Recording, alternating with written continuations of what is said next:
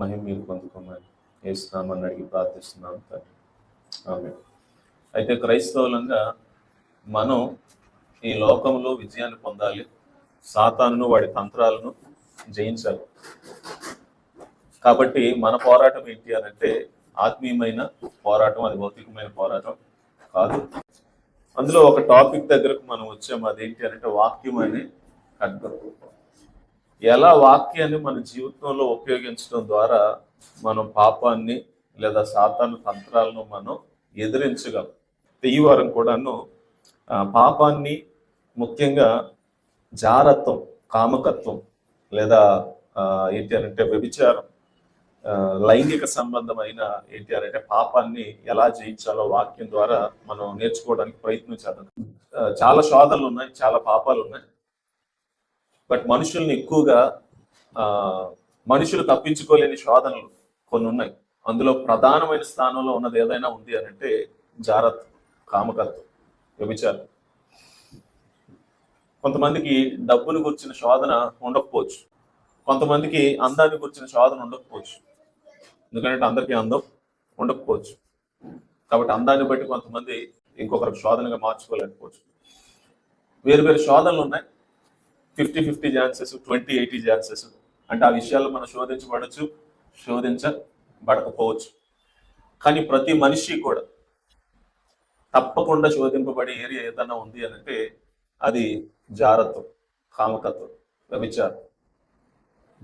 ఈ పాపం భౌతికంగా శరీరాలతో మాత్రమే, అంటే ఒక వ్యక్తితో చేసే పాపం మాత్రమే కాదు. బైబిల్లో చూపుతో అనైతికత లేదా జారత్వాన్ని జరిగించవచ్చు, ఊహలతో జారత్వాన్ని జరిగించవచ్చు, మాటలతో జారత్వాన్ని జరిగించవచ్చు, వినికిడితో జారత్వాన్ని జరిగించవచ్చు, రాతలతో జారత్వాన్ని జరిగించవచ్చు. ఈ శోధనని జయించటం ఒక మనిషి సామర్థ్యం వలన మాత్రం కాదు. దేవుని వాక్యాన్ని అర్థం చేసుకుంటేనే, దేవుని వాక్యం అనే ఖడ్గాన్ని చేత పట్టుకుంటేనే ఈ పాపాన్ని మనం జయించగలం తప్ప మామూలుగా ఈ పాపాన్ని జయించటం మన వలన కాదు, సాధ్యపడదు. కాబట్టి వాక్యం ఏం చెప్తుంది అని క్రిందటిసారి మీకు గుర్తుందో లేదో సామెతల గ్రంథంలో నుంచి 5వ అధ్యాయం 6వ అధ్యాయం నుంచి కొన్ని మాటలు మనం మాట్లాడుకున్నాం. అయితే నూతన నిబంధన గ్రంథంలో పౌలు కొరింథీ అనే ఒక సంఘానికి పత్రిక రాస్తూ ఈ కొరింథు సంఘంలో జారత్వం అనేది ప్రవేశించింది. ఆ పాపం ప్రవేశించిన సంగతి సేవకుడైన ఈ పౌలు గారికి వినిపించి ఆ పాపాన్ని గురించి క్రైస్తవులకు ఉండాల్సిన అవగాహన ఏంటో ఆయన ఇస్తూ ఉన్నాడు. అసలు ఈ పాపం ఏంటి, ఈ పాపం ఎలాంటిది, ఈ పాపం ఎందుకు చేయకూడదది అనేది మనకి అర్థమైతే తప్ప మన సాతాను తంత్రాలను మనం ఎదిరించలేదు. ఎందుకంటే సాతాను ఏమంటాడు, ఓన్లీ చూడటమే కదా, ఓన్లీ వినటమే కదా, కేవలం 2 మాటలే కదా, ఒక్క క్షణమే కదా, కాసేపే కదా. కాబట్టి వాడి తంత్రాలను ఈ విషయంలో ఎదిరించాలి అని అంటే అసలు జారత్వం అంటే ఏంటో మనకి అర్థం కావాలి. చాలా మంది లోకంలో అసలు వాళ్ళకి ఇది పెద్ద విషయమే కాదు. ఇది ఏంటి అని అంటే ఏముందిలే, ఎవడు చేయండిలే. పెళ్లి చేసుకున్నవాడు, పెళ్లి చేసుకునేవాడు, టీనేజ్లో ఉన్నవాడు, టీనేజ్కి రానివారు, ముసలైపోయిన వారు కూడా ఇది ఒక పరిపాటి, ఇది ఒక సర్వసాధారణం అందరి జీవితంలో జరిగే ఒక తప్పే. ఒక తప్పు అంటారు దీన్ని, పాపం అని అన్నారు దీన్ని. Very common. చేస్తే చేశాడా, ఏముందిలే. బాధాకరమైన విషయం ఏంటి అంటే సంఘంలో కూడా ఈ పాపాన్ని గుర్చిన తీవ్రత లేదంటే ఈ పాపాన్ని గుర్చిన సీరియస్నెస్ లేక సంఘంలో కూడాను ఎవరు చేయట్లేదులేండి, అందరూ చేసేదే అన్నంత చులకనగా ఈ పాపం ఎంత ప్రమాదకరమైందో రాయటం జరిగింది. 12వ వచనం 13వ వచనం మొదటిగా నేను చదువుతున్నాను. అన్నిటి యందు నాకు స్వతంత్రము కలదు గాని అన్నియు చేయదగినవి కావు. అన్నిటి యందు నాకు స్వతంత్రము కలదు గాని నేను దేని చేతను లోపరచబడనొల్లను. భోజన పదార్థములు కడుపునకును, కడుపు భోజన పదార్థములకును నియమింపబడి ఉన్నవి.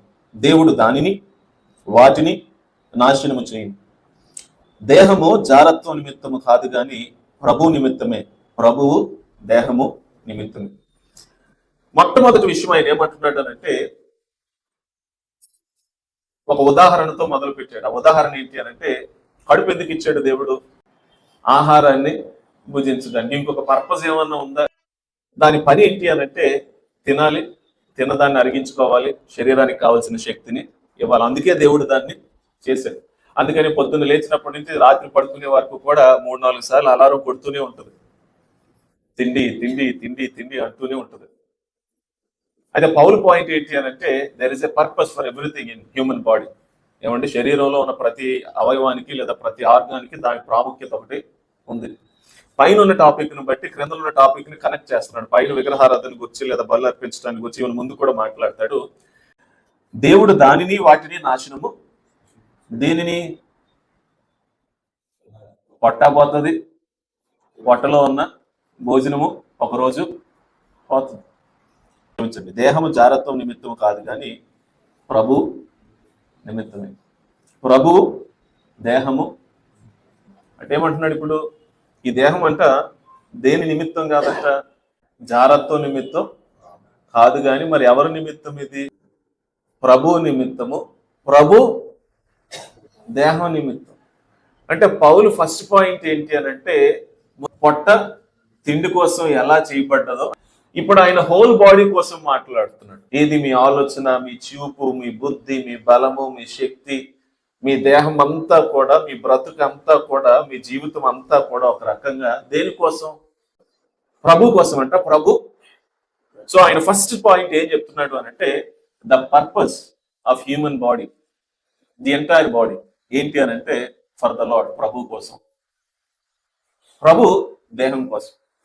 ఎందుకొరకు ఆయన చేశాడు ఈ మనిషిని? పర్పస్ ఏంటి? తన మహిమ కోసం దేవుడు చేసుకున్నాడు, అంతే కదా.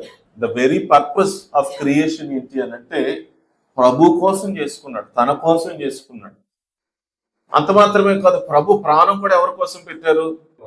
మన కోసమే కదా. సృష్టింపబడిన మన కోసం, మన దేహాల కోసం, మనం నిత్య నాశనానికి, నరకానికి వెళ్ళిపోకూడదనే కదా ప్రభు ఏం చేశాడు.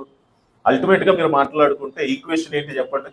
ప్రభు వచ్చాడు, ప్రాణం పెట్టాడు, రక్తాన్ని గార్చాడు, శ్రమ పడ్డాడు, నరకయాతన శిలువ మీద అనిపించాడు. ఎవరి కోసం? ఇండివిజువల్ గా మాట్లాడుకుంటే నన్ను లేదా నా దేహాన్ని నిత్య నాశనానికి, నరకానికి వెళ్ళిపోకుండానే కదండి. అంటే ప్రభు మనకి ఇచ్చిన వాల్యూ ఏంటో చూడండి. ఈ దేహాన్ని రక్షించడానికి, ఈ ప్రాణాన్ని రక్షించడానికి, నన్ను రక్షించడానికి ఆయన పూర్తిగా తనను తాను అర్పించేసుకున్నాడు.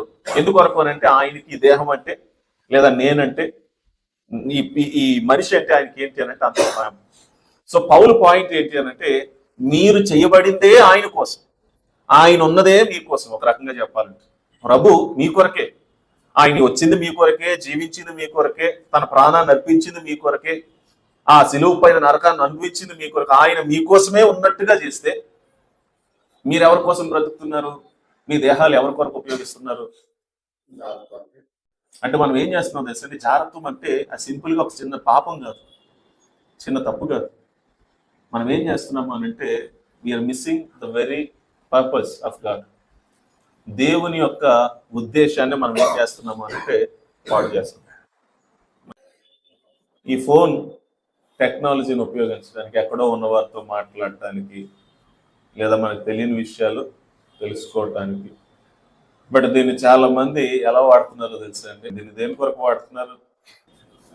ఎక్కడో ఉన్న వాడి దగ్గరికి మనం పరిగెత్తుకుంటూ వెళ్ళలేం కదా. కాబట్టి ఏంటి అని అంటే ఒక చిన్న ఏంటంటే కమ్యూనికేషన్ టూల్ కావాలి. అది కూడా మనం అన్ని దగ్గరలకు మనతో పాటు తీసుకువెళ్ళగలిగేది. అక్కడ మొదలైంది ఆలోచన. తర్వాత దీంట్లోనికి ఏం తీసుకొచ్చారు? అందులోనికి ఏం తీసుకొచ్చారు? ఎంటర్టైన్మెంట్ తీసుకొచ్చారు. అందులోనికి ఏం తీసుకొచ్చారు అని అంటే మరికొన్ని ఇంకేవో తీసుకొచ్చారు. బట్ ఇది స్టిల్ ఉపయోగపడుతుందా అని అంటే ఉపయోగపడుతుంది. కానీ ఎంతమంది ఒరిజినల్ పర్పస్ కొరకు దీన్ని ఉపయోగిస్తున్నారు అని అంటే చాలా తక్కువ ఉపయోగిస్తున్నారు. బట్ వెరీ ఏంటి అని అంటే లెస్ క్వాంటిటీ. మరి ఎక్కువగా దేని కొరకు వాడుతున్నారు అని అంటే అవుట్ ఆఫ్ పర్పస్. జాగ్రత్తం అనేది సింపుల్ గా చెప్పాలి అని అంటే దేవుని దృష్టిలో ఏంటి అని అంటే మీరు ఎందుకు చేయబడ్డారో you are missing the point, you are missing your purpose. ఒక రకంగా చెప్పాలి అని అంటే ఇలా చెప్పొచ్చేమో, మీరు చేతులతో కాకుండా కాళ్ళతో తింటున్నారు అనుకోండి, ఎవరైనా ఏమంటారు? చేతులు కింద పెట్టి కాళ్ళు పైకి పెట్టి నడుస్తున్నారు అనుకోండి, ఎలా ఉంటుంది అది?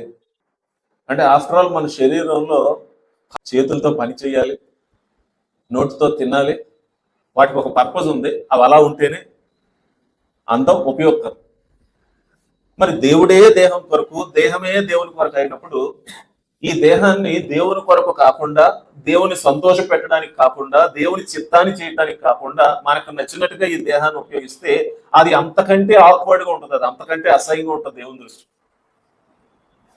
దేవుని యొక్క సన్నిధిలో లేదా దేవుని యొక్క దేవుడు చూసినప్పుడు ఒక వ్యక్తి దేహాన్ని తన సొంత ఇష్టాల కొరకు, కోరికల కొరకు ఉపయోగించుకుంటూ ఉన్నప్పుడు అది దేవుని దృష్టికి ఎలా ఉంటుందో తెలుసంటే అంత అసహ్యమైందిగా ఉంటుంది. ఎందుకంటే వీఆర్ మిస్సింగ్ ద పాయింట్.